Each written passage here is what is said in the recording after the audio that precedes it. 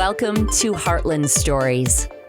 Join us as host Theresa Marquez talks to experts on the future of food, farming, and public health.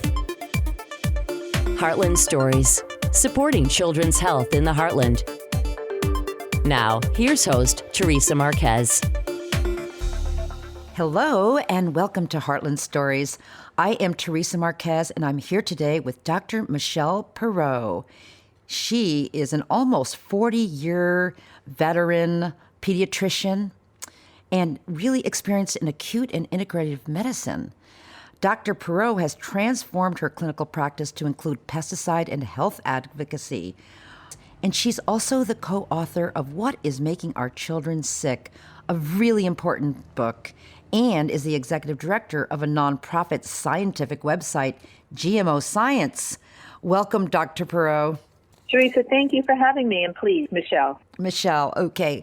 I know that you've worked in New York Metropolitan Hospital and the Benioff Children's Hospital in Oakland, and now you have your own practice, Down to Earth Pediatrics. What inspired you to start your own practice? So, indeed, I was in pediatric emergency medicine. That's how it all was birthed in the beginning, and that's where I was working in New York and Oakland Children's Hospital here in California.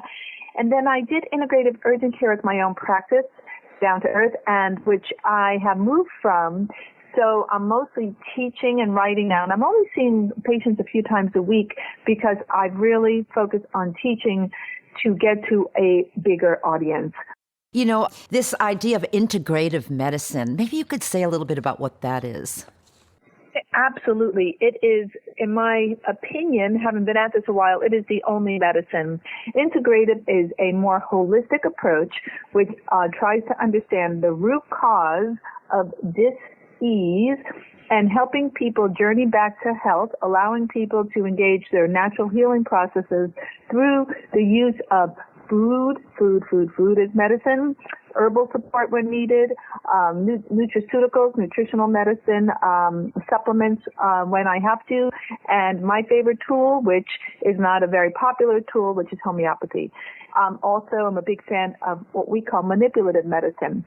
So it embraces a holistic approach to healing to get to the root and regain health.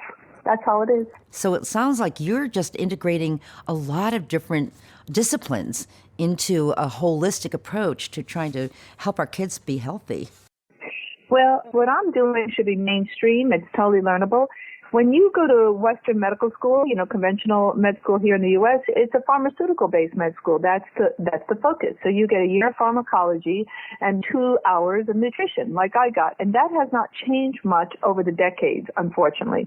So that's how we were trained, and that is the mindset. And now we're asking people to undo that mindset to embrace yet a broader mindset. However, if you are a curious individual, an open-minded individual, an individual that really wants to help patients, I've been a child advocate since I think I was 12, then you have to recognize, hey, certain things in Western medicine are fabulous. Certain things are not. Don't throw the baby out with the bathwater, my favorite metaphor. Let's embrace other ways because kids are sicker. This is not rocket science. Every grandma in America realizes kids are not the same.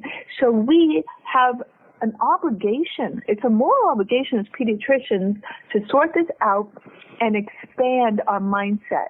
And if you're with the blinders on and you don't want to open your eyes, no one's going to get cured. You can palliate symptoms, but you're not going to cure. I'm thinking about when I grew up, what is different today with children's in their exposures and why are they sick and are they more sick than our generation was?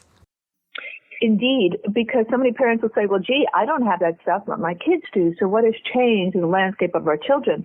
Well, there have been many changes. So number one, and what I wrote about with my brilliant co-author, Dr. Adams, who was fabulous, is that they're eating GMOs and pesticides at enormous levels. Remember, those weren't introduced until 1998. So we've only been eating GMOs and pesticides for 2 decades, as if that's not enough.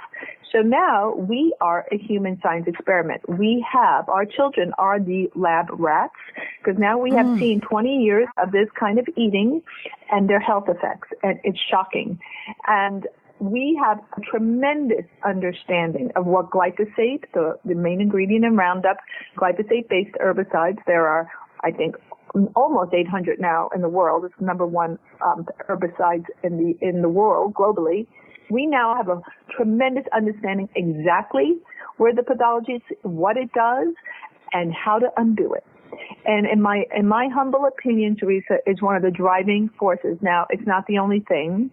Remember, when we eat a food, it has at least 6 different pesticides on them, and some of them, like fungicides, are equally toxic. And the toxicity happens in the gut-brain realm. So the gut is disordered, the brain is disordered, and then you add other toxicants, and henceforth the explosion, for example, of autism spectrum disorder, to numbers that are in epidemic levels right now.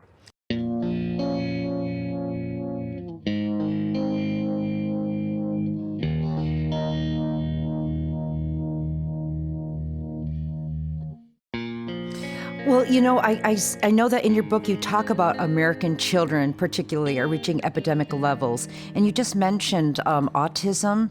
What are some of the other issues that are reaching epidemic levels? Absolutely. So, there are things that are shocking. Autoimmunity was rare in children, and now it's quite common to have autoimmune disease, asthma, and other allergic-based diseases. 1 in 6 to 1 in 8 children are now with asthma, which is a chronic debilitating disease.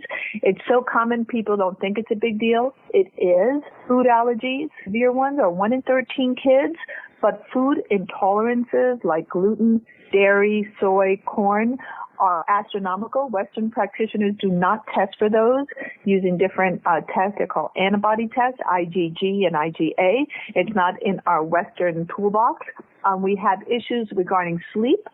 2 out of 3 children under the age of 10 report dysomnia or disordered sleep patterns. And if you're not sleeping well, I can tell you, you will not have a normal immune system or detoxification pathways, because your immune system repairs at night and your brain cleans up shop. It's called your lymphatics, clean out while you're sleeping. So when a child has disordered sleep, they're up, mom and dad are up, everybody's up, the dog is barking, it's a nightmare, and everyone's sleep deprived. And so immune function goes down, and then when something hits like COVID, we have a terrain that's unhealthy. So you see, this is the landscape we're now facing, and then people say, well, gee, I don't know why my kid is so sick. Oh, yes, we do. We do know why. And so it is our job now to reverse and regain our health. And we can do it. I'm here with you, full confidence that we can change and turn the tide. You know, you hear though so much from, our government agencies about how, we've already got this research, we have the science, and really there's very low risk. I mean, I was kind of raised with you are what you eat. How has industrial agriculture created a worse disaster in all of this? Yeah, I can tell you exactly how it happened. So, glyphosate's been around a long time. It was invented in 1950, used in the 70s. But then, with the introduction of genetically modified organisms, these crops, corn, soy, canola, sugar beets, etc., there are many now that are genetically modified. So they are modified to sustain and withstand the spraying of glyphosate-based herbicides and other more toxic herbicides. It's not just glyphosate. So that when you spray, the weeds die, but the plant doesn't die, although it's sicker. Study just came out. So because of weed resistance, and what my friends tell me and what the science says, brilliant scientists like Chuck Benbrook and others, there are many, Don Huber, there are so many brilliant scientists who say weed resistance now is about 75% to glyphosate, which means farmers need to use more herbicide and more toxic combinations, 2,4-D, other ones that have been not in use now, dicamba. There's a major problem in America now with dicamba. And they're using these glyphosate-based herbicides as desiccants to dry down crops like wheat, oats, legumes, super high levels, not just for our children, but for livestock. And we're eating this massive amounts of glyphosate, and we can't tolerate it. we are sick. It has overwhelmed our detoxification pathways that were never designed to clear these types of organophosphates, and it is a type of chemical like an organophosphate, according to my dear friend Bob Huber. And so this is what our children and the birds and the deer, this is what we're all eating. And it has health ramifications. So these are what the problems are.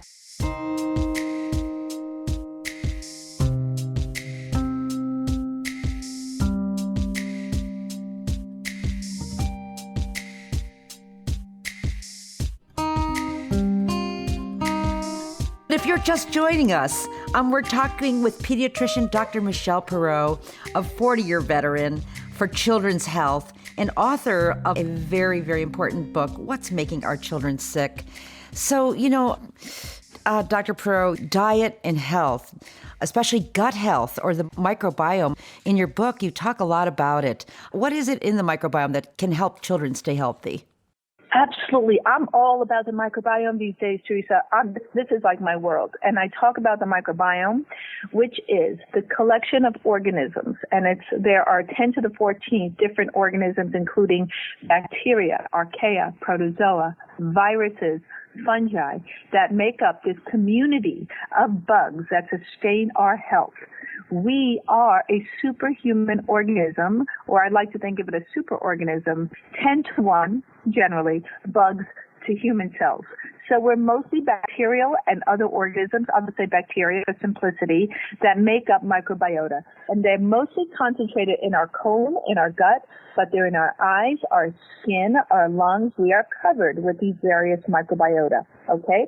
So these bugs, what they do is, number one, is they support immune function. No bugs, your immune function is working less than capacity. Number two, they're the first line of detoxification. So when you're presented with pesticides, plastics, other toxins, toxicants, your bugs come to play. They also make vitamins like folate. So many kids with brain disorders are deficient in folate, and your bugs help make it, vitamin K, B12, and others.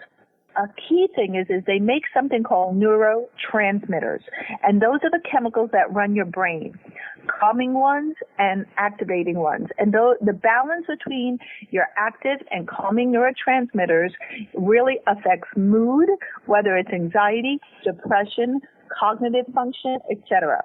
So you can see when they're off. Now, glyphosate, one of the main functions of glyphosate is it's an antibiotic. I want your listeners to know that Monsanto, now Bayer, patented glyphosate, got the official patent in 2010. They applied in 2003. They knew forever that it was an antibiotic, which means that every time a kid takes a bite of that non-organic taco or whatever they're eating, it has glyphosate. An oatmeal cookie may have 225 parts per billion. 0.1 causes non-alcoholic fatty liver disease. 0.1 parts per billion. They're eating this stuff. It offsets their microbiota. They're working in a deficiency state.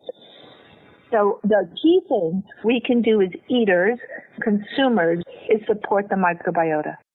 Well, I know that in July that you published an essay called COVID-19, the Gut Microbiota and Glyphosate.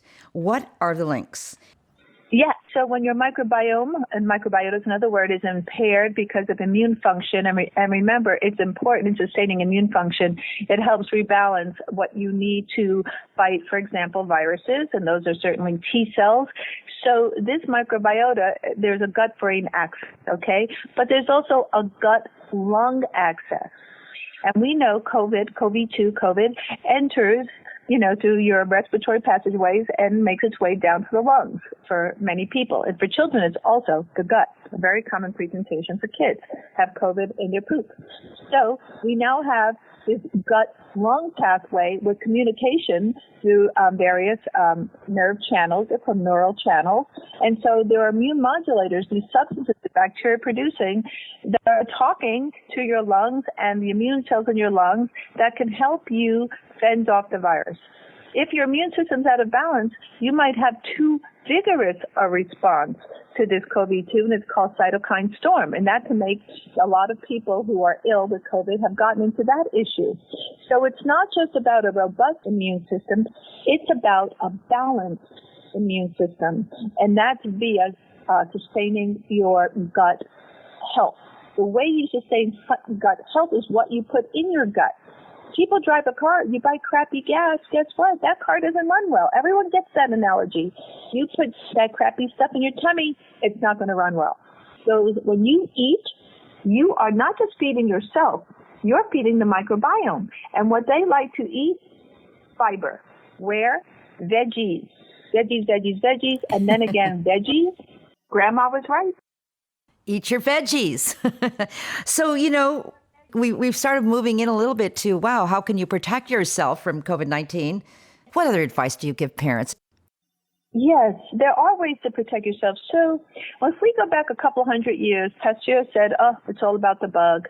And Beauchamp said, oh, no, it's all about the terrain. Well, in my opinion, after taking care of a lot of children in my life, because I've been at it and I'm a clinician, Theresa, so I work frontline. I see kids. So I say you protect yourself against the bug and the terrain. It doesn't have to be one or the other. So the most important thing is, what is your health terrain? What is your milieu? How can you support the milieu?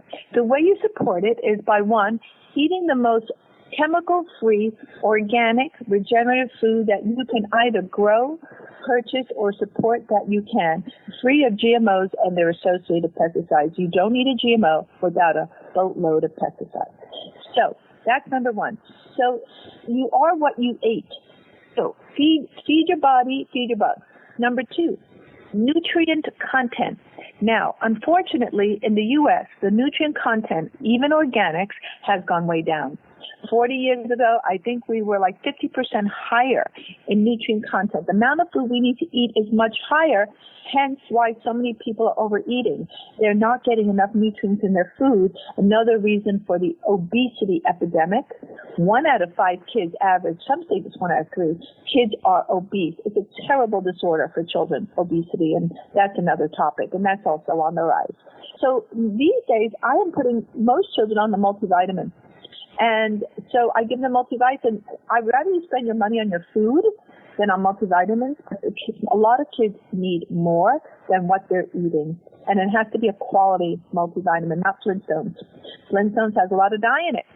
Neurotoxins, those little colors that make those Flintstone vitamins look so good. I'm just picking on Flintstones. Those are neurotoxins. So gotta put those out of there. So, 1, we eat organic. Number 2, some of us will need multivitamins most. 3, do I want to give probiotics? I say, if you give your kids fiber, hopefully they were breastfed, where most kids get their microbiome inheritance from, by the way. And if they can eat fermented foods, get them introduced early, then your kid has a chance to sustain and protect themselves against the onslaught. There will be more COVID-2s. So this is how we do it. You probably also think it's okay for children to eat dirt, don't you, Michelle? If it's clean dirt without pesticides, I love when kids eat that carrot out of an organic farm with little dirt on it. Oh my God, they're getting so many good microbes. Remember, you know what? Soil is alive. It's full and teeming of beautiful microbes that are allowing that plant to be healthy. There's a lot of parallels between soil health and gut health and the microbe. The microbe is our soil. What's in the lumen, in the side, our intestine, is full of life. And what we want to eat are foods that are alive, not processed, sitting on a shelf. So if people can get off the processed food treadmill, and I think with COVID, many people have been eating at home and cooking more. And so if any parent is out there listening, is please teach your kid how to cook. Give them a knife. Children love playing with knives. Let them chop.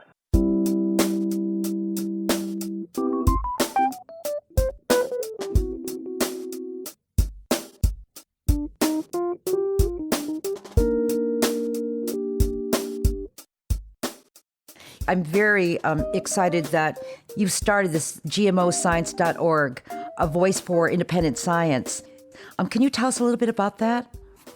Oh, my pleasure. It's those of us, my dear colleagues, Dr. Myrtle Ash, Debbie Friedman, we started this website with bringing non-biased science from scientists and physicians and all of those who are GMO literate to the world.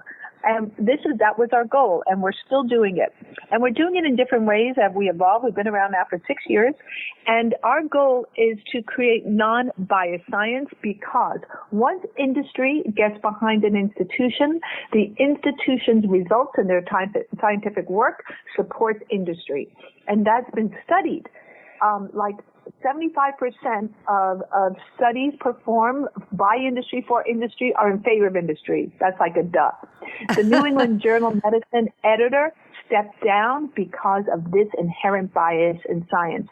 So we, as GMO Science, one of our goals is to actually be critical readers of the science, analyze it, and some of the data I've analyzed by companies like Impossible Foods that make Impossible Burger have been nothing short of shocking and falsified data. And we've been at it, and all of our stuff is vetted. If you look at our advisory board, it's a who's who of scientific giants in our area of GMOs and pesticides.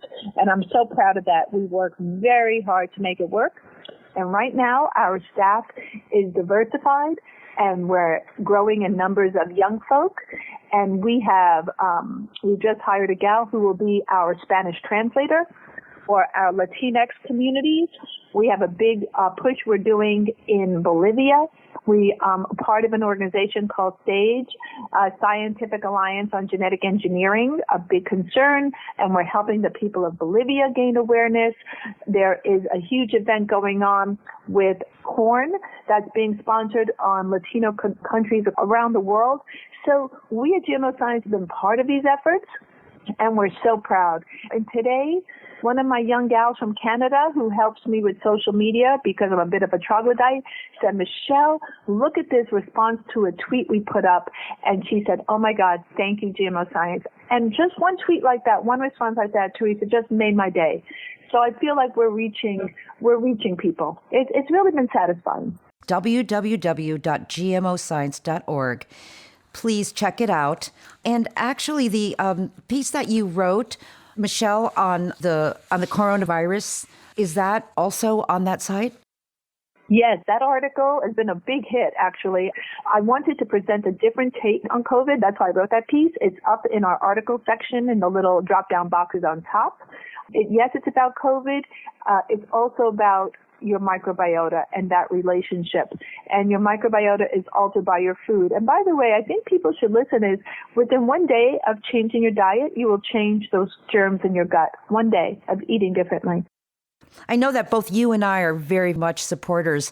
The Heartland Study, who is our sponsor for this radio show, you were talking about the spraying that goes on now to dry out the crops when it's too wet. In the early spring and in the mid-spring, the doctors still call something called the June effect, where women who get pregnant in June sometimes will miscarry or have a spontaneous abortion. It's very, very common here in the Midwest.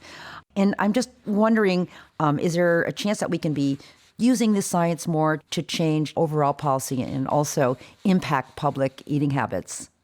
Oh, I absolutely too. So this Heartland study is brilliant, and what it's doing, and I think this study will be a game changer because it's involving many children's hospitals from across America's heartland in the Midwest and the growing areas of America in children's centers. And what is a study designed to look at mother-infant pairs, 2,000. That's a big number. Before, during, after pregnancy, few years forward on not just questionnaires, but we're looking at samples of various body fluids to see levels of different pesticides and the effect on mom, fetus, and child. So this study will be a game changer. We have excellent data right now, but we're going to show exactly what is going on with these pesticides. I know about that June effect because of my work with the understanding Heartland Study and fertility and the amount of pesticides that people are exposed to in the Midwest which, some of the states in the Midwest have some of the highest rates of pesticide use, like Iowa. A pesticide, by the way, is either an herbicide, an insecticide, or a fungicide. All three come under the umbrella of pesticides. So let's just say pesticides. They're in the plant. You can't wash them off in a genetically modified organism. You eat it. So some plants produce it, like BT corn. It's in the soil. It's in the air. It's in the water. It's in formula, baby formula. It's in breast milk. It's ubiquitous. So everyone's exposed. And what I was referring to is this infertility data is shocking. And I just have an article written about infertility for the National Association of Environmental Medicine, and I just wrote an article. And I also have one, you'll be reading it in the Townsend Letter. So I've been writing on infertility, and one of the things I'm working on personally with my own patients is pre-pregnancy clean-out for moms and dads before conception, 6 months before, to rebalance, get their health back before conceiving as a way of preventing instead of treating. I don't want to treat autism. I want to prevent it and other serious diseases. So, this is what is happening. I understand the exposure rates. We have so much data now. The GMO study in Salinas Valley, California, has been looking at the effects of insecticides and organophosphates, chlorpyrifos in particular, but others in that area for almost 20 years. And they have found extreme rates of issues to the fetuses, pregnancies, and children, especially in learning challenges. And so we have a lot of data, but this will follow the kids out. And it's very important work, and I think it'll be a game changer and a wake-up call for American eaters. I'm so glad that you talked about the GMO study and all of this problems with fertility. And I want to ask you about the clean out. That's also for the fathers, not just the mothers. Thank you. Dads are not immune. It's not just a mom problem, because here's why. Glyphosate-based herbicides also affect sperm health. And I have plenty of scientific studies which show how it affects sperm health. And men also have 1/3 of the issues with infertility are due to sperm, either quality, motility, numbers, dysmorphism, etc. So men are 1/3 of the equation. 1/3 men, 1/3 women, 1/3 unknown. Well, that's probably environmental toxicants. So men also have a microbiome, and they share the microbiome with mom. When you live in a community through eating, living together, through, intimate relationships, you share microbiota. The germs go back and forth. When you sit next to somebody in a lecture hall, you will share your microbiota, your own microbial fingerprint. So dad's microbiome is affected by what they eat, and they pass that on to the baby, not to mention what happens to their sperm. We know, for example, that farm workers who are exposed to certain pesticides have a higher rate of children with leukemia. That we know. So we know that men's health plays a huge role in determining the health outcome. They don't get a pass on this, Theresa. They're part of the program. So much so that when I see a family now, I want to see mom and dad for the first visit. Often that's just moms, and we wrote about mom warriors in our book. But I said that was a mistake. Get dad off the farm, out of the golf course, wherever dad is, needs to come to the office, virtual office now, at least for that first visit. And so they can understand what we're talking about, and they have to be engaged and involved. Michelle, what a treat to be speaking with you. Such a tremendous amount of information that you've shared with us. And thank you for all the great work you do for children's health. It's just so needed and so refreshing. Theresa, thank you. And we need folks like you in Heartland Radio to kind of get the word out. And I thank you for you taking the time and the tremendous understanding you have of a difficult topic. So thank you as well. Heartland Stories are brought to you by the Heartland Study, a Midwest-based research program dedicated to supporting children's health in the Heartland. You can find out more at heartlandstudy.org.